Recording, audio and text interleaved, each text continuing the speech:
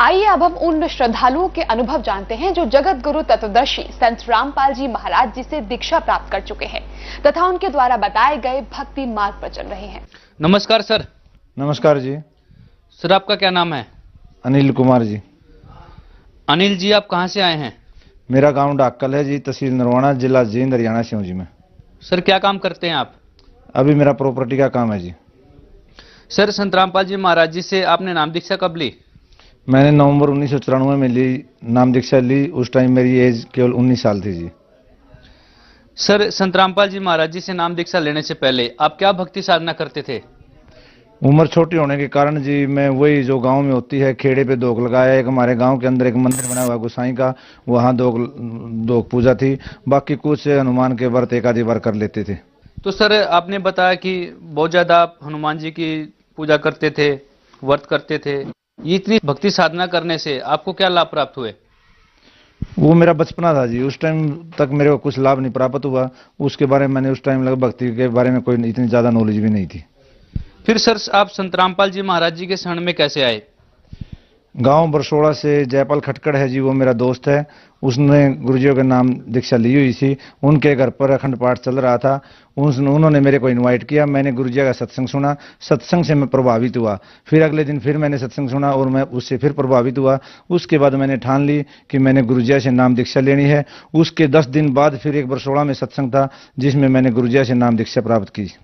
Sir आपने बताया कि आपने संत रामपाल जी महाराज जी का सत्संग सुना, सत्संग से आप प्रभावित हुए। तो सर ऐसी कौन सी बात थी जो आपके ऊपर प्रभाव छोड़ गई?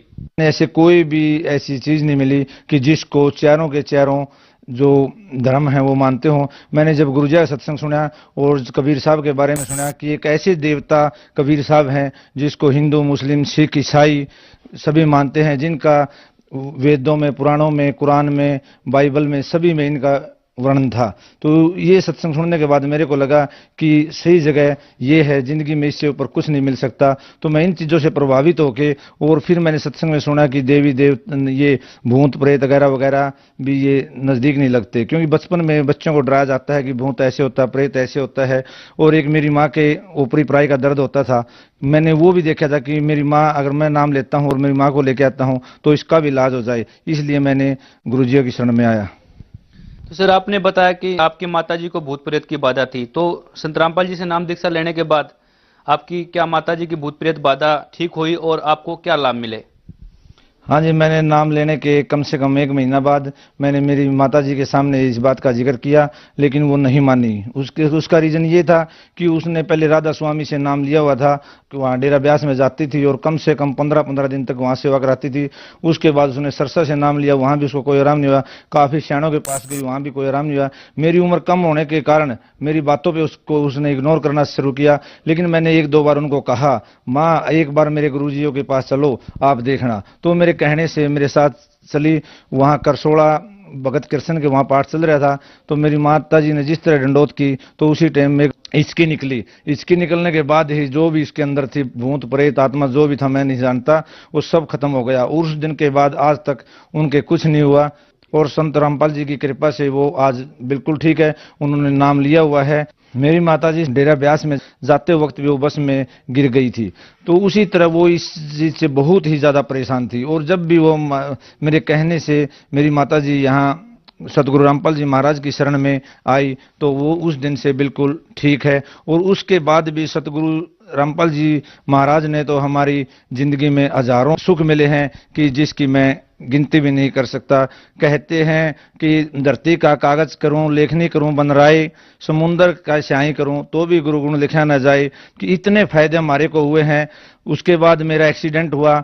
मैं जींद से उचाना की तरफ स्कूटर पे आ रहा था। उस दिन मैंने पहली बार ही स्कूटर चलाना सीखा था।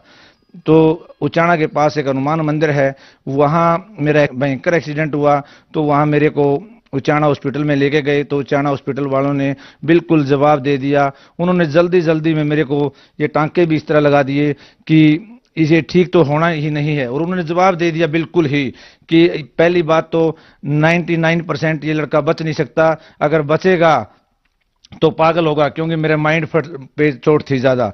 तो उसके बाद उन्होंने मेरे को जींद रेफर कर दिया। जब जींद रेफर कर दिया तो जींद वालों ने जवाब दे दिया, उन्होंने रोहतक रेफर कर दिया। लेकिन मेरी माताजी वहां डॉक्टरों के सामने अड़ गई कि हम तो जींद ही रखेंगे, मेरा लड़का बचे या मरे।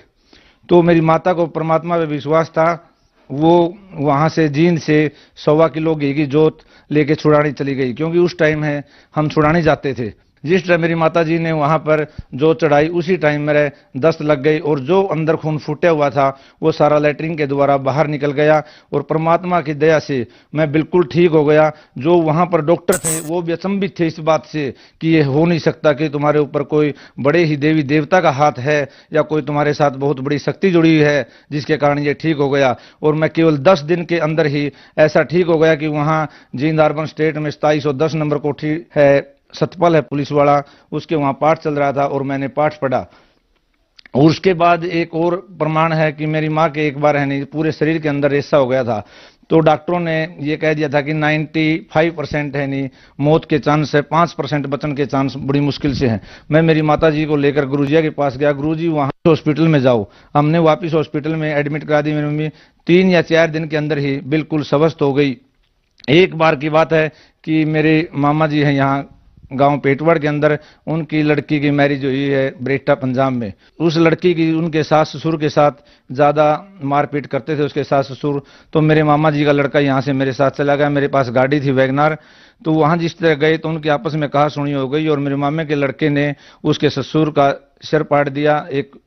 उसके कारण उन्होंने 307 का मुकदमा दर्ज करा दिया और उसमें मेन हेड मेरे को बनाया गया कि ये बदमाशों को साथ लेके आया।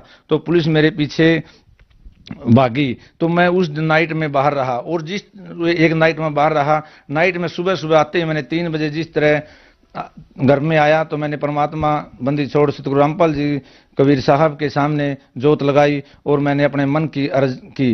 तो ऐसा हुआ कि अगले ही दिन जिन्होंने 307 का मुकदमा दर्ज मेरे ऊपर किया था, उन्होंने वो ही लोग हमारे घर पे आए और हमसे कहने लगे कि हमारे साथ समझौता कर लो, हमारी गलती हो गई। इससे बड़े क्या प्रमाण हो सकते हैं? ऐसे ऐसे मैं हजारों प्रमाण है मेरे पास जो मैं गिना भी नहीं सकता। और सतगुरु रामपाल जी महाराज की कृपा से, जैसे मैंने पहले आपको बताया था कि मैं एक्सीडेंट हुआ, वो सब बिल्कुल ठीक हो गया आज। और आज वो कहते हैं कि मासा घटे ना तिल बड़े, विदना लिखे जो लेख, और साचा सतगुरु मेट कर ऊपर मारे मेक। उस दिन की मेरी लाइफ लास्ट थी, किसी ज्योतिषी ने मेरे को बताया था, मैंने बाद में किसी डिस्कस की कि तेरी लाइफ लास्ट थी। उस दिन तुम्हारे गुरुजी या परमात्मा ने, जो भी आप बंदी छोड़ सतगुरु रामपाल जी की शरण में हो, उन्होंने आपकी उम्र अपने कोटे से दी है और आज आपके मैं सामने हूं। आप देख सकते हो कि मैं बिल्कुल स्वस्थ हूं।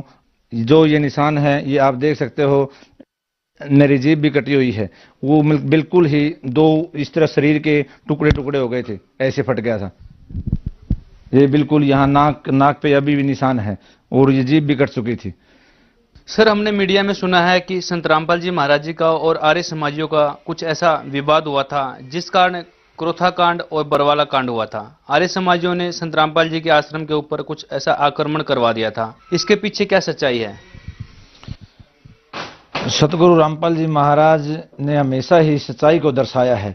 वो जो ज्ञान देते हैं वो वेद पुराण गीता ग्रंथ सभी से निकाल के एक निचोड़ निकालते हैं, जो सही होता है वही देते हैं। उन्होंने गुरुजियों ने जैसे आर्य समाजियों का जो सत्यार्थ प्रकाश है उसको पढ़ा और उसको लोगों के सामने दर्शाया कि जो भी सत्यार्थ प्रकाश के अंदर जो लिखा हुआ है वो ये तो सच है और ये गलत है। उन्होंने खुद ने कुछ नहीं कहा इसके बारे में कि ये गलत है, उन्होंने सिर्फ समाज से राय ली कि जो भी सत्यार्थ प्रकाश में लिखा हुआ है कि समाज ही बताएगा कि ये गलत है या सही है। जिस तरह स्वामी दयानंद जी ने सत्य प्रकाश के अंदर लिखा हुआ है कि एक 24 साल की लड़की का विवाह उत्तम विवाह 48 साल के पुरुष के साथ होता है, तो समाज ने उसको नकारा। हम जैसे लोगों ने कहा कि ये बात गलत है। वही सतगुरु रामपाल जी महाराज वही चीज टीवी पे दिखाते थे बार बार सत्संगों में। वो एक आधे कई बातें और भी हैं जो आर्य समाज सत्यार्थ प्रकाश में ऐसे ही लिखा हुआ है। तो उन चीजों से खपा होके उन्होंने कहा कि सतगुरु रामपाल जी महाराज हमारे ऊपर दोष लगाते हैं, जबकि दोष नहीं, वो तो सच्चाई बताते थे। वो अपने मुंह से कुछ नहीं कहते थे, वो तो सत्यार्थ प्रकाश को सामने रख के और उनको दिखाते थे टीवी पे। इससे खपा होके आर्य समाज ने हमारे साथ बहसबाजी लगाई और वहां क्रोंथा कांड हुआ। हमने पुलिस के पास फोन किया, बाहर से फोर्स आई, फोर्स की ने उनका सामना किया कि उसके बाद भी सरकार हम पे मुकदमा दर्ज कर रही है। इस मुकदमा दर्ज करने का मेन रीजन यह है कि उस टाइम भूपेंद्र सिंह हुड्डा हमारे मुख्यमंत्री होते थे और वो आर्य समाजी थे। आर्य समाजी होने के कारण उन्होंने आर्य समाज का पक्ष रखा और हमारे ऊपर 302 का मुकदमा दर्ज किया, जबकि हम निर्दोष हैं। मेरी सरकार से प्रार्थना है कि हमारे गुरुजी निर्दोष हैं, उनको रिहा किया जाए। सर, जो श्रद्धालु आपको देख रहे हैं, आप उन्हें क्या संदेश देना चाहेंगे?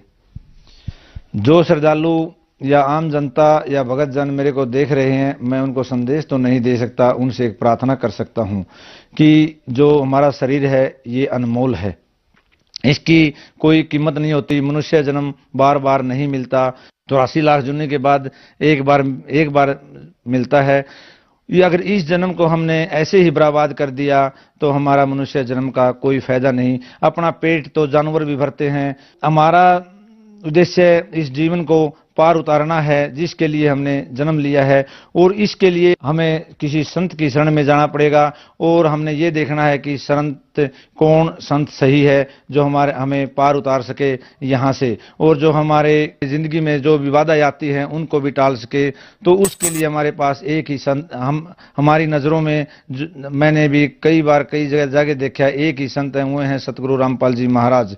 क्योंकि सतगुरु रामपाल जी महाराज जो भी हमारे वेद पुराण ग्रंथ, गीता, बाइबल, कुरान सभी के अनुकूल साधना बताते हैं, और जो दूसरे हैं वो इन साधनों के विरुद्ध साधना बताते हैं। आप सबसे प्रार्थना है कि जल्दी से जल्दी आप सतगुरु रामपाल जी महाराज की शरण में आओ और अपने जीवन को सफल बनाओ। सर, संत रामपाल जी महाराज जी से नाम दीक्षा कैसे ले सकते हैं?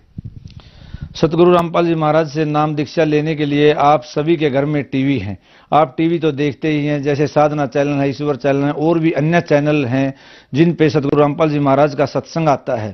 पहले आप सत्संग सुनो, उसके नीचे नंबर आते हैं, उन नंबरों पे कॉल करो, आपको जो भी सतगुरु रामपाल जी महाराज के नाम दान स्थल है उनके एड्रेस मिल जाएंगे।